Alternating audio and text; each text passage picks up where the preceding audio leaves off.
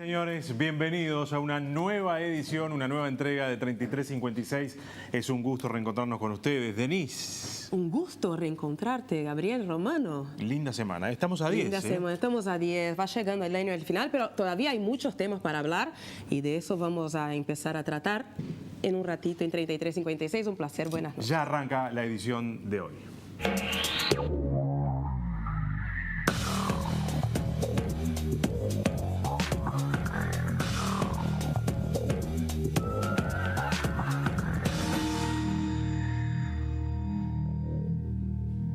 Y el de esta noche, Denise, es un tema que está en la agenda pública ya desde hace un tiempo largo, en el que se ha avanzado, pero todavía queda mucho. Queda mucho. Es un tema que nos hace a la vida cotidiana, sobre todo de las mujeres. Vamos a hablar de feminismo, pero no solo, ¿no? También es interesante pensar que, bueno, se trata en suma de un humanismo. Son derechos humanos y hombres y mujeres deben respetarse. O sea que el feminismo no es solo tema de mujeres y de eso vamos a hablar en la noche de hoy.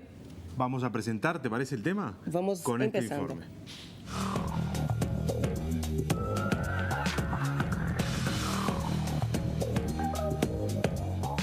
En lo que va del año, 26 mujeres uruguayas perdieron la vida en manos de sus parejas o exparejas.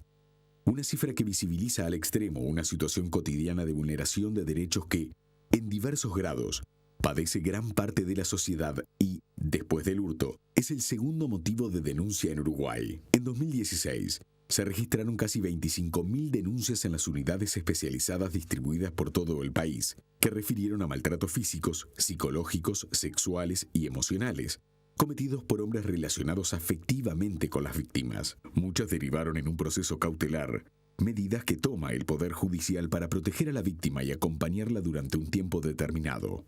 Sin embargo, casi 30% se archivó por motivos relacionados con la denunciante. No asiste, levanta la denuncia o presenta un pedido expreso, reproduciendo un círculo que suele agravar la situación. La violencia de género implica relaciones de imposición del hombre a la mujer, que trascienden la interacción personal y se instalan en todos los ámbitos de la sociedad, fruto de una problemática que centra sus raíces en el histórico desequilibrio de poder entre los géneros, fundado sobre valores culturales de tipo patriarcal. Según la Oficina del Alto Comisionado de Naciones Unidas para los Derechos Humanos, las mujeres constituyen la población más pobre del mundo y, aunque realizan 2/3 de las horas laborales a nivel mundial y producen la mitad de los alimentos, perciben únicamente el 10% de los ingresos del mundo y poseen menos del 1% de la propiedad mundial. En el marco de la nueva Agenda de Derechos, Uruguay ha aumentado la protección legal e institucional de las mujeres, estableciendo normativas que pretenden corregir las desigualdades en tanto amparar a las que se encuentran en situación de vulnerabilidad. Sin embargo,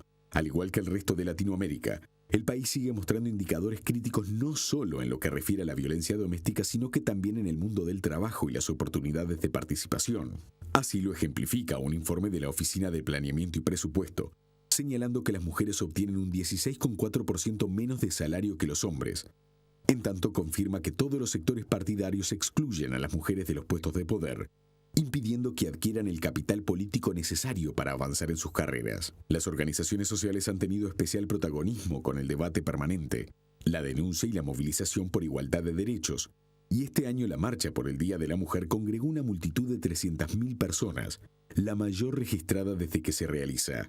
En reconocimiento a los logros alcanzados en materia de los derechos de las mujeres y la activa movilización ciudadana, ONU Mujeres designó a Uruguay para organizar este año el 14º Encuentro Feminista Latinoamericano y del Caribe, que entre el 23 y el 25 de noviembre recibirá 22.000 activistas del continente. Según la convocatoria, bajo el lema Diversas pero no dispersas, el encuentro buscará reunir las distintas expresiones feministas de la sociedad civil para contribuir en la incorporación de los derechos humanos de las mujeres, desde una perspectiva feminista en la agenda de los estados y las sociedades. Las jornadas culminarán con una movilización el 25 de noviembre, en coincidencia con la celebración del Día Mundial de Lucha contra la Violencia contra las Mujeres.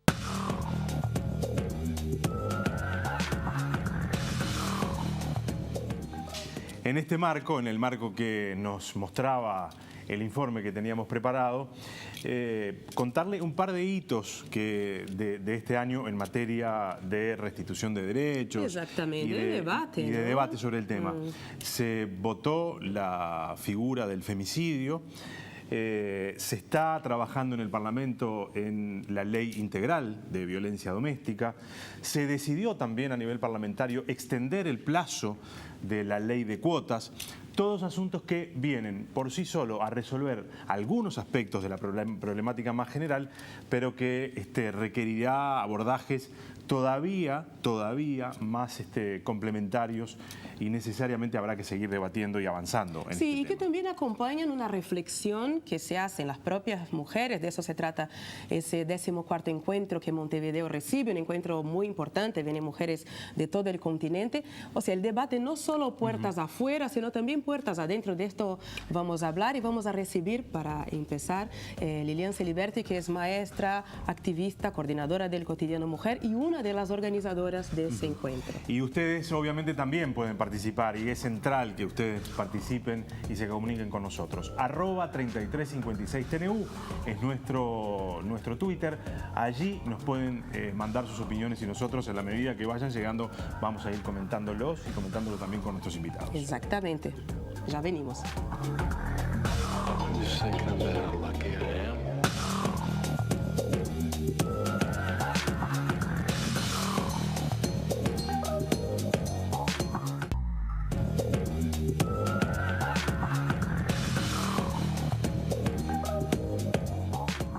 Hoy, en 3356, hablamos de nuestras madres, hermanas e hijas, y nos informamos del encuentro feminista latinoamericano que se realiza este mes en Uruguay para seguir reclamando por sus derechos.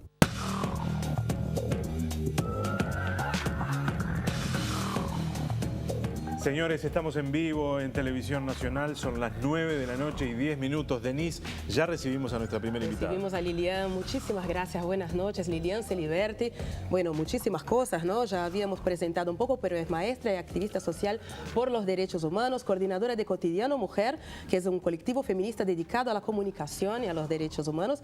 Y bueno, entre otras cosas, es una de las organizadoras de ese 14º encuentro latinoamericano feminista. ¿Cuánta cosa, Lilian? ¿Cuánto trabajo? Bueno, buenas noches, un gusto compartir con ustedes este rato y sí, la comisión organizadora es un espacio de voluntarias de diferentes grupos, organizaciones o personas que se involucraron desde hace 1 año y medio para organizar el encuentro. Y bueno, y aquí estamos llegando en las últimas en los últimos momentos. Tenemos más de 2.000 inscriptas y todos los mujeres días van a participar. Sí. En realidad podríamos abrirlo más, solo que no nos da la capacidad de organizarlo. Porque todos los días nos están, ay, me olvidé, se me pasó la fecha. Bueno, y estamos tratando acomodando. Exacto, no terminamos nunca, en realidad, claro, de contestar correos. Imagino que lo interesante de un evento de estas características, donde participarán mujeres de todos lados, es ir compartiendo experiencias que son diversas, pero que definitivamente tienen algunas problemáticas y algunas líneas históricas que son comunes. Sí, por Uruguay supuesto. hoy, ¿cómo ha avanzado en materia de derechos? ¿Cómo ha avanzado en materia de igualdad? ¿Y cuál va a ser el aporte desde el Uruguay y desde las mujeres del Uruguay, desde su experiencia, a esta reflexión que en definitiva se va a realizar en esta instancia? Bueno, ahí se da una cuestión paradojal, muy paradojal, creo que no solamente en este plano, y es que en el contexto de América Latina siempre se mira a Uruguay como un país de derechos, y particularmente en este momento por los tremendos retrocesos que hay, por ejemplo, en Brasil, que ha sido uno de los movimientos feministas pioneros en la región, ¿no? Con los derechos de las mujeres desde mucho antes que nosotras. Nosotras aprendimos en realidad mucho de ese movimiento tan pujante, tan activo. Entonces, digo paradojal porque desde nosotras y desde el Uruguay vemos todavía signos muy fuertes de una cultura patriarcal en nuestro país, basada básicamente en las relaciones interpersonales, cotidianas, pero también en la educación, también en las formas, cuando digo en la sociedad, en las formas, en la socialización colectiva.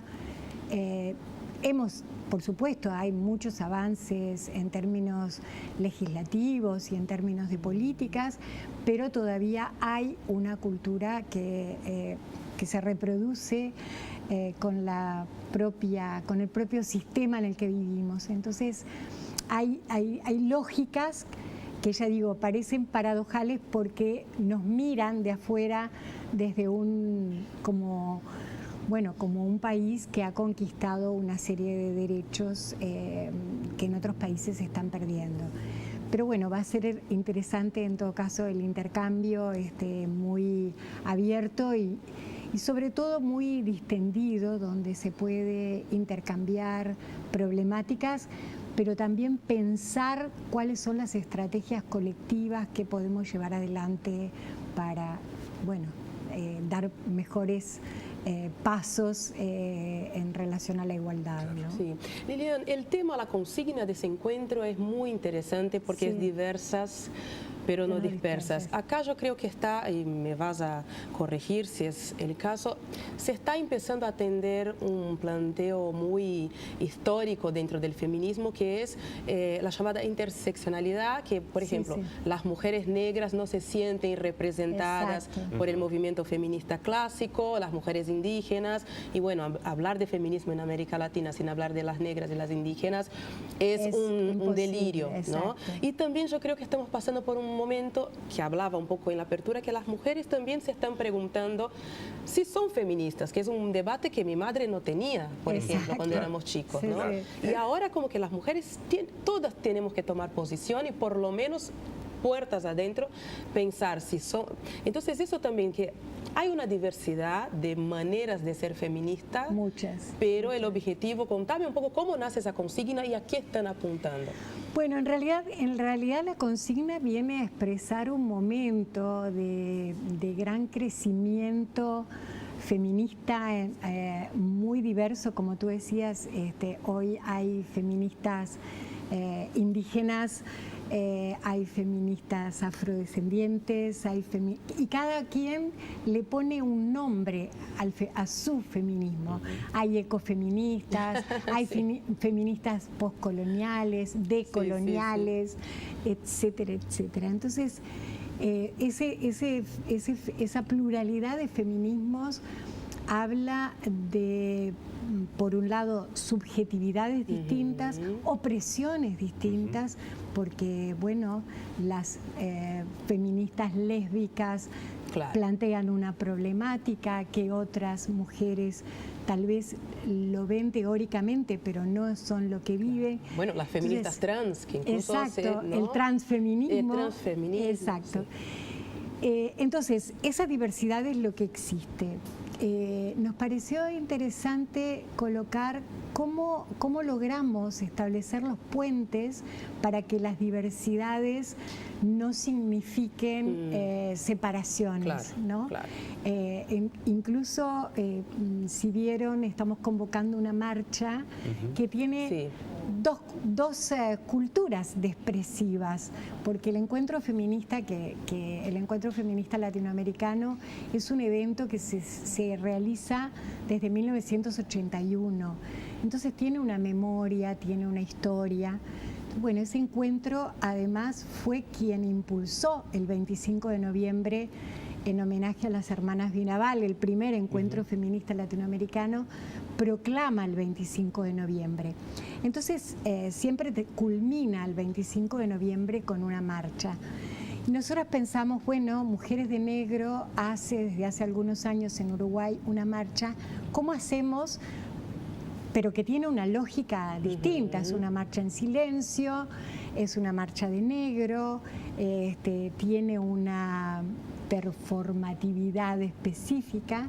Entonces pensamos, bueno, como somos diversas, pero no queremos estar dispersas, vamos a hacer un encuentro y entonces el encuentro va a ser en 18 y Ejido, en esa planada grande, y ahí estarán los tambores y estará toda la expresividad de dos lógicas que perfectamente pueden convivir, porque son dos formas de hacer política, de expresar un pensamiento que no son antagónicas. Y ese me parece que es un mensaje, porque creo que lo que más a mí me entusiasmó cuando me hice feminista hace muchísimos años fue pensar otra forma de hacer política, otra forma de plantear los problemas comunes en el espacio público. Y esa otra forma tiene que estar basada en esa diversidad que somos, pero con capacidad de escucha, incluso para aprender, porque no necesariamente todas podemos comprender si no escuchamos, ¿no? Si no escuchamos qué realidades, cómo se viven, cómo se vive el racismo cotidianamente, qué es lo que quieren y piensan quienes hoy, como Máxima Acuña, están defendiendo un pedazo de tierra contra una empresa que le mata las gallinas y que hace 2 años... Bueno, ¿cómo se vive eso? Y cualquier persona en otra racionalidad podría decir, ¿y por qué no vende la tierra? Y ella dice, para mí la tierra es mi vida. O sea, no puedo pensarme en otro lugar. Claro. Entonces, esas son las diversidades más de fondo, digamos, ¿no? Que tienen que ver con las condiciones, las subjetividades. Claro. Y hablaste de estrategias, ¿no? Sí. Bueno, incorporar la diversidad, está claro que es una de ellas, se está hablando cada vez más. ¿Qué otras estrategias se habla hoy del movimiento feminista, que es tan amplio, de llevar la voz más allá de los circuitos internos, ¿no? Por ejemplo, hay feministas que tienen como estrategia no decirse feministas, sino llevar la discusión desde un punto de vista de derechos, de humanismo, ¿no? Está la nigeriana esa Chimamanda Ngozi, que ahora es una popstar, ¿no? Que invita a los hombres a ser parte del movimiento. ¿Cómo vos ves estos movimientos? Bueno, creo que, a ver, todos los movimientos y las estrategias pueden ser múltiples. Por supuesto que también podemos debatir cuáles son las mejores, que no son válidas en todos los momentos históricos. Creo que hoy en América Latina estamos en un momento particular donde tenemos un movimiento muy capilar, muy amplio, muy diverso, con cada vez más mujeres que se dicen feministas y de una forma que justamente es la que importa, que el feminismo no se aprende, el feminismo se siente, ¿no? Y tiene que ver con la afirmación, con la autopercepción de los derechos, con el asumir su cuerpo, su realidad, su subjetividad. Pero a la vez hay un crecimiento de los movimientos antiderechos y es un crecimiento fuerte, ¿no? Veía hoy unas imágenes del movimiento que se hizo en Brasil contra Judith Butler, por ejemplo, que realmente asusta. Asusta en el sentido más profundo. Bueno, ¿no? Hago un pequeño comentario. Hoy Brasil está discutiendo si volver a penalizar el aborto en caso de violación. Exacto. También, sí, hay una gran movilización organizada por las mujeres. Claro. Entonces, yo digo, las estrategias pueden ser diversas y ojalá haya muchas. Yo no es un ánimo de sumar cualquier cosa, pero es un ánimo de respetar los diversos momentos que distintos movimientos pueden tener y que yo tal vez pueda discrepar, pero no importa. Bienvenido sea que se exprese y que, bueno, podremos hacer algo juntas. Decías, hay cierta preocupación por algunos movimientos que pretenden avanzar sobre derechos conquistados, pero hay otras perspectivas que han incorporado, creo que algunos con buena intención, otros no, esta teoría, lo que algunos llaman la teoría del péndulo, ¿no? Cuando durante mucho tiempo se ha sistemática y sostenidamente vulnerado un derecho, cuando se logra que ese derecho sea reconsiderado por la sociedad y sea devuelto a esas personas que lo perdieron en algún momento, hay como, para traducirlo en términos que se entienda, hay como una pasada de rosca. Y lo que el péndulo que estaba acá y que oprimía y que construía una relación de dominación se pasa para este lado y el discurso pasa a ser todo el contrario, ¿no? Y con la necesidad de volver a equilibrios necesariamente. Hay quien lo plantea esto como un debate interesante, hay quien lo dice hay que volver a lo anterior porque realmente se han pasado tanto de rosca que no puede, han alterado el orden de las cosas, ¿no? ¿Cómo ustedes se meten en ese debate, si es que consideran que es pertinente darlo? No, bueno, creo que los debates los estamos dando en términos bastante concretos. Estamos organizando ahora una actividad en Paraguay, por ejemplo, para diciembre, con unas compañeras feministas paraguayas, un debate sobre ideología de género, claro. Porque acaban de prohibir el uso del concepto de género en la educación, y realmente el fundamentalismo yo creo que es un tema básicamente de democracia, va más allá de si estamos de acuerdo o no. Creo que la defensa de la pluralidad es un elemento central en una sociedad democrática, entendiendo por democracia justamente la no imposición de posturas, ¿no? Entonces, de una lógica sobre otra. De una lógica sobre otra. Entonces, para poder generar... Entonces, esas nos parece que sí, que son elementos centrales a debatir y a separar la paja del trigo, ¿no? Porque en realidad muchas veces hay una ignorancia que por supuesto la gente en general podría no saber, pero hay intelectuales que no es permitido una ignorancia tal, porque se pueden discutir conceptos y se puede discrepar en conceptos, pero las argumentaciones tienen que ser sólidas si estamos discutiendo en un plano de racionalidad. Entonces, no sé, creo que la elección de los momentos, creo que pasa con el tema de la violencia, no me voy a extender en eso porque lo van a ver en la segunda parte, pero me parece que son temas no agotados en la sociedad como debate. Y además, ¿quién dice cuando se pasa de rosca un derecho? ¿Quién tiene la posibilidad? ¿Quién tiene la autoridad para decir que este derecho, tenelo poquito, porque si lo tenés un poquito más, te estás pasando? O sea, ¿dónde está esa lógica? A mí me parece que eso es el principio a discutir, ¿no? Claro.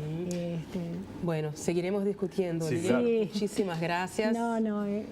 Invitados como medios a mirar esos debates que van a ser muy ricos y muy interesantes. Muy fecundos. Así que, sí, sin duda, sin duda. Y muy divertidos. Vamos a tener actividades públicas en la Plaza del Entrevero el 24, así que ahí también se puede podemos participar. Aprender un poco más. Exacto, por lo menos intercambiar ahí en la plaza sentada. Lilian, gracias por haber venido, ¿verdad? Un gusto, gracias a ustedes, encantada. Hacemos una pausa. Sí, vamos a recibir a Mariela Mazzotti y a Darío Ibarra en un ratito.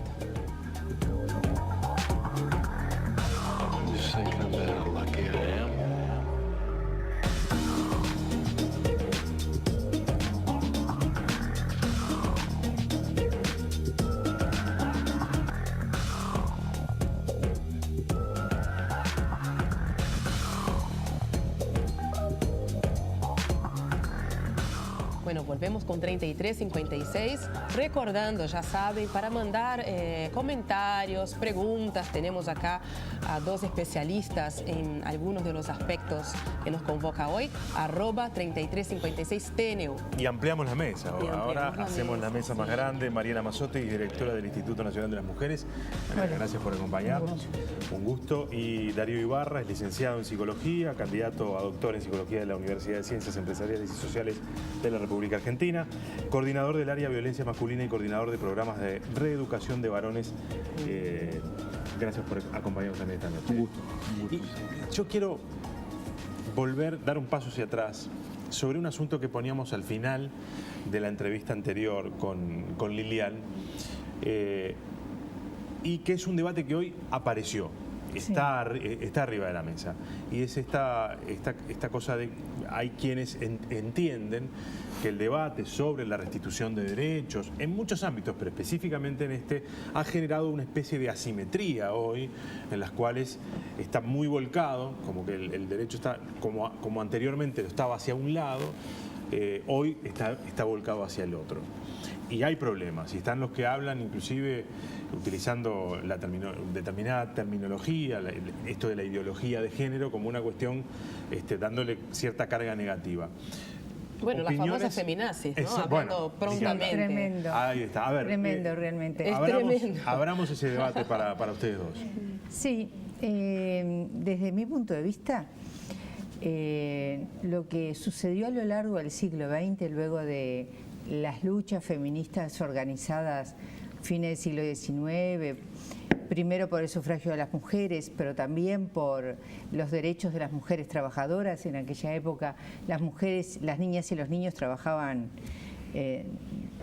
de luz a noche y no tenían ningún tipo de derecho. Bueno, el siglo XX fue un siglo que fue reconociendo paulatinamente y mucho a partir de la lucha de los movimientos de mujeres y feministas los derechos a la igualdad de las mujeres. Y sin duda que es un siglo que termina con grandes cambios, que en el Uruguay son muy claros en relación a el papel de las mujeres, por ejemplo, en el mundo del trabajo. Uruguay es el país de América Latina con mayor cantidad de población económicamente activa femenina, es decir, las mujeres, la mayoría de las mujeres trabajamos, aunque no tanto como los varones en términos del trabajo remunerado. Claro. El 57% de las mujeres estamos en el mercado del trabajo. Somos de todas formas las más desempleadas, las que ganamos menos sueldos, las que ocupamos posiciones de más desventaja a nivel de lo laboral. Por otro lado, somos las que más trabajamos adentro de casa, claro, ¿no? Somos las que seguimos asumiendo la tarea de la crianza y del cuidado y de la tarea doméstica. Entonces, allí hay un desbalance que de alguna manera las mujeres empezaron a poner sobre la mesa, a decir esto no puede ser así, y a de alguna manera pensar que un mundo mejor es cuando mujeres y varones compartimos igualmente las cargas que significa ir haciendo el día a día, ir viviendo la vida cotidiana. Así que desbalance no, cambios sí, hay cambios en la familia. A veces uno dice cómo es el mejor modelo de familia. Sin embargo, en Uruguay ese modelo tradicional que vemos a veces en las propagandas, por ejemplo, mamá, papá, la nena, varón. Que ha ido retrocediendo. Todos felices. Bueno, en Uruguay la mayor cantidad de las parejas no están casadas, el número de divorcios es mayor que el número de matrimonios. Los hijos varían según los sectores sociales y esto es una de las razones de reproducción de la pobreza. Claro, a ver Darío, con respecto a eso que planteamos al comienzo, ¿no? Esta especie de desbalance que parece algunos quieren pretender instalar.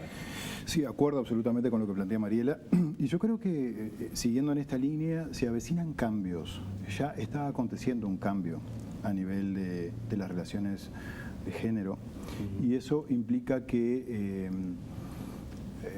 el patriarcado está generando estrategias, ¿sí? El patriarcado es invisible, pero existe y está en todos lados. Está generando estrategias para quedarse. Para quedarse y para poder decir, bueno, no vamos a seguir cambiando porque en realidad los hombres no queremos perder los privilegios de ser hombres, ¿no? Entonces, uno de los temas importantes que nosotros planteamos del enfoque de masculinidades es que los hombres tenemos que renunciar a los privilegios de ser hombres para poder generar equidad, igualdad de género, igualdad de derechos y oportunidades, porque queremos vivir, al menos muchísimos hombres queremos vivir en equidad y queremos compartir esto que plantea Mariela, ¿no?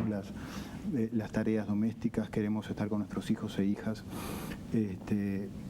compartir, ver nuestras parejas, sea el sexo que sea la pareja, pero en este caso estamos hablando de mujeres, ¿no? Nuestras parejas mujeres puedan desarrollarse profesionalmente, apoyarlas y que nos apoyen, ¿no? Cuidarnos, no protegernos, porque eso es más patriarcal, claro, es más... Claro. Y cuando desde el mundo de lo masculino aparecen estos conceptos, esto que decía Denis, ¿no? El concepto del feminazi, Terrible. Esta cosa que se ha transformado en una cuestión hasta muy agresiva. Digamos, eso es un claro impulso de estas fuerzas que intentan resistir, ¿no? Resistencia, sí. Resistencia, y realmente no hay fundamento, ni el término ideología de género, ni el término feminazi, realmente son términos muy violentos, ¿no? Que nosotros no apoyamos en absoluto, y tiene que ver con esta necesidad de resistirse, ¿no? Es una estrategia violenta de resistirse al cambio que viene aconteciendo en la posmodernidad, ¿no? Mariela quería comentar algo. El nazismo fue un movimiento que creo que muy poca gente en el mundo defiende y que se sustentó en la violación de derechos humanos Sistemática y sostenida. Sistemática, sostenida, violenta contra todo lo distinto a determinado prototipo. El feminismo es absolutamente lo contrario. Es la lucha por la igualdad, por los derechos, por el respeto, por construir juntos el mundo de lo público, el mundo de lo público donde las mujeres estamos menos, el mundo de la casa donde los hombres están menos. Entonces, en realidad, es una forma muy terrible de desconocer una escala de valores que es absolutamente opuesta a lo que fue el nazismo. Claro. Sí, Dario, vos sos director del Centro de Estudios sobre Masculinidades y Género, ¿no? Que era una cosa que quisiera particularmente preguntarte, porque se habla de todavía el hombre se está reinventando, ¿no? El hombre, la figura del macho, ¿no? Que en cosa de 20 años viene cambiando de forma importante, porque las mujeres, como decía Lilian, se cansaron de absorber y empezaron a devolver. Desde tu práctica, incluso clínica, porque sos psicólogo, ¿no? ¿Cómo vos ves cuáles son los grandes conflictos? ¿Es miedo a perder los privilegios? ¿Es rabia? ¿Es desconcierto? ¿Cuál es más o menos el modus operandi de funcionar de los hombres que, bueno, necesitan esa reeducación? Sí, justamente nosotros en el Centro de Estudios trabajamos con varones que deciden dejar de ejercer violencia. Y trabajamos también en la línea de masculinidades, ¿no? No todos los hombres son violentos, por lo tanto, claro, se trabaja por un lado en masculinidades, sensibilizando varones para que puedan conectarse con esa esencia de los seres humanos, que no es la violencia, claro, y por otro lado con varones que ejercen violencia. Yo creo que hay conflictos que tienen que ver justamente con la resolución de la tensión y fricción que existen en todas las relaciones humanas, ¿no? Se genera tensión y fricción y hay que resolver eso. Por lo tanto, muchos varones no saben cómo resolver la tensión y fricción entre personas o con sus parejas, ¿no? Cuando surgen situaciones adversas o cuando ven que su pareja piensa diferente a ellos y no saben cómo enfrentar, cómo resolver eso. Por lo tanto, terminan algunos ejerciendo violencia. Pero ya está apareciendo el nuevo varón, como vos bien decís, me parece interesante tu planteo de tu término de reinventándonos, ¿no? Porque venimos del viejo paradigma de la modernidad y estamos construyendo un nuevo paradigma de cómo ser varón, equitativo, amoroso, cuidadoso con nuestros hijos, hijas y parejas.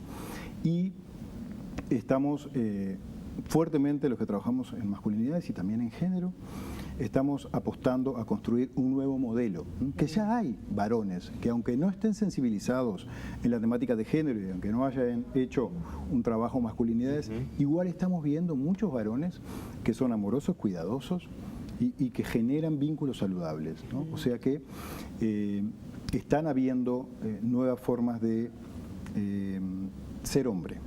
Por eso la posmodernidad es una etapa histórica donde se construyen formatos saludables de vínculo con la pareja, ¿no?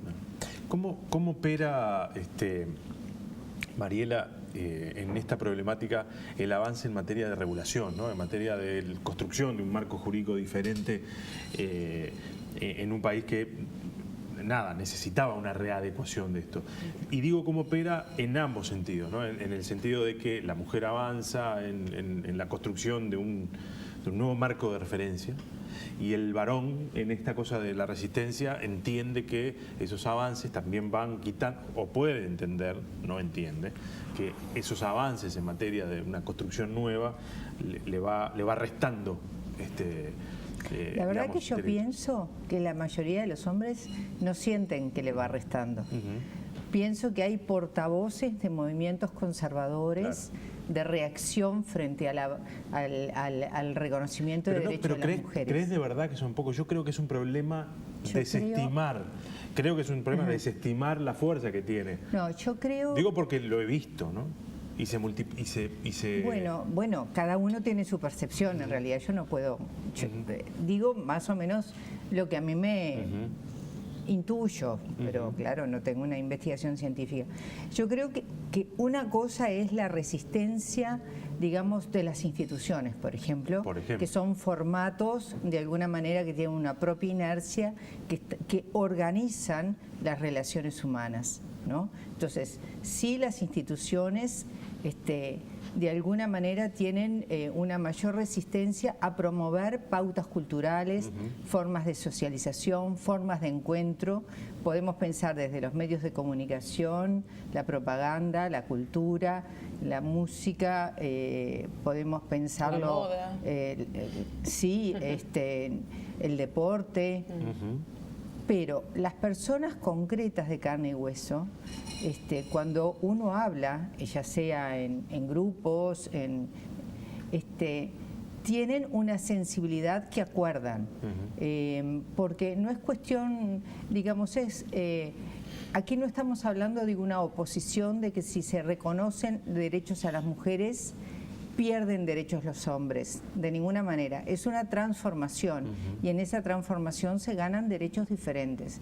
Por ejemplo, el derecho a cuidar, por ejemplo, el derecho a ser un varón que quiera construir una vocación diferente en relación al mundo del trabajo, que quiera probar distintas maneras de expresarse fuera del modelo masculino violento, ¿no? Que pueda poder manifestar su inseguridad o su miedo. Entonces, hay cosas que los hombres ganarían. La cuestión es que en esa sociedad que sí tiene pautas culturales más resistentes, lo que se valora como de éxito, como lo positivo, como lo que de alguna manera sería como más rentable, son los modelos tradicionales. Por eso hay una sensación de pérdida. Pero no creo que suceda en particular en las vidas particulares de las personas. Cuando uno en los marcos normativos o en las leyes reconoce derechos, por ejemplo, el derecho a vivir una vida libre de violencia, que es una ley que va a ser seguramente aprobada antes del 25 de noviembre por el Senado, es decir, media sanción, la ley integral, o cuando se reconocieron los derechos a la salud sexual y reproductiva de las mujeres en nuestro país, es decir, que el embarazo, que el parto, que el puerperio, el derecho a tener hijos si es que hay algún tipo de dificultad y el Estado otorga apoyatura, o el derecho a la interrupción del embarazo, no va en contra de los derechos del varón. Es un reconocimiento de una vida más saludable para las mujeres. cuando hablamos del derecho a que no haya discriminación de las mujeres en el trabajo o la ley que sanciona el acoso sexual, no estamos quitándole derecho a los varones, estamos reconociendo un problema que viven fundamentalmente las mujeres, pero también algunos varones. Sí, claro. Entonces, en realidad es una falsa idea de que el crecimiento de unas implica el decrecimiento de otros. Claro. Totalmente de acuerdo, sí. Pero hay un trabajo, ustedes hacen un trabajo también para que se empiece a entender eso, ¿no? Claro, porque estoy de acuerdo con lo que dice Mariela, muy de acuerdo, porque el empoderamiento de las mujeres también beneficia a los hombres, ¿no? Claramente, estamos de acuerdo. Ahora, se genera, al menos nosotros lo vemos mucho en los grupos de hombres que ejercen violencia, hay como una sensación, ¿no? que es falsa, ¿no? Que es falsa, de que, bueno, si empiezo a moverme del lugar de jefe de hogar y de controlador y el hombre que ejerce poder, control y dominio sobre mis hijos, hijas y mujeres, voy a perder los privilegios de ser el jefe de hogar, ¿no?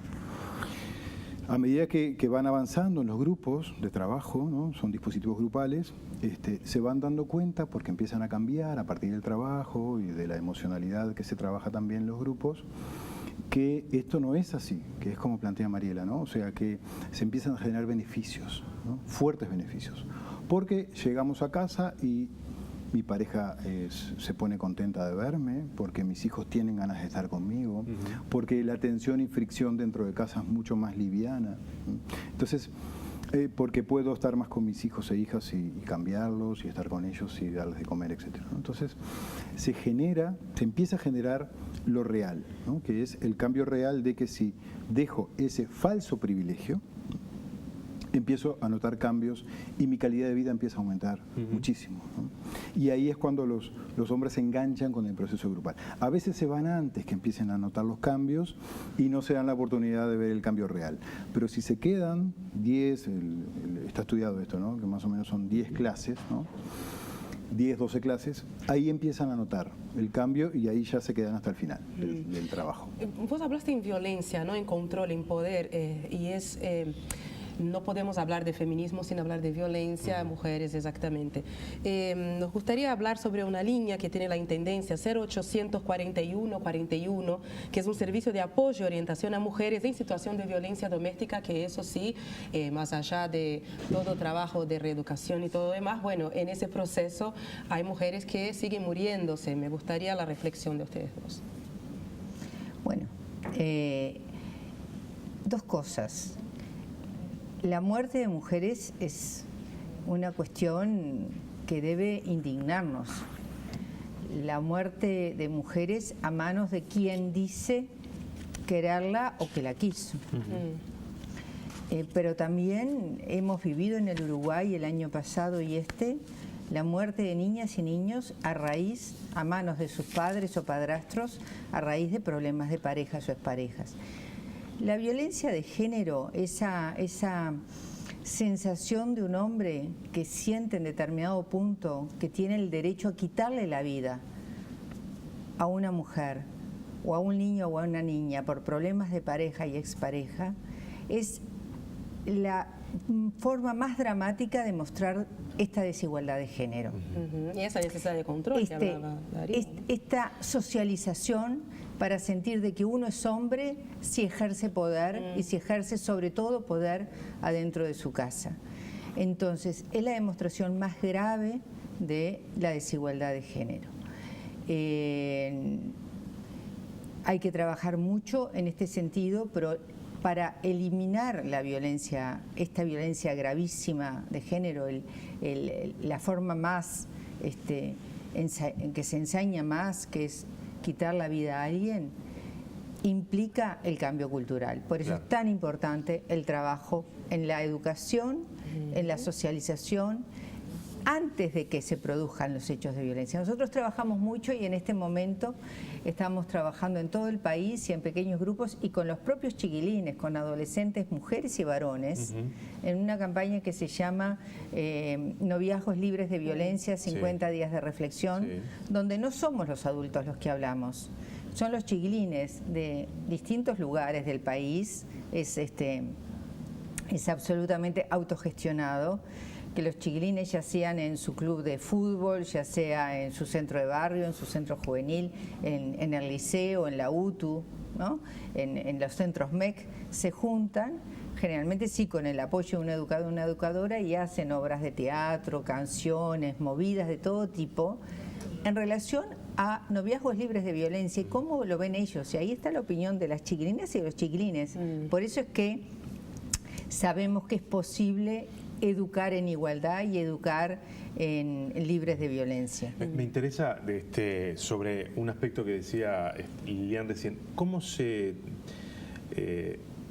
desarma esa construcción cultural que en muchos varones está matrizada y que en algunos casos despierta la situación más extrema de la violencia de un hombre contra una mujer, que es quitarle la vida? ¿Cómo se desarma esa construcción que, repito, está casi en el ADN, ¿no?, de muchos?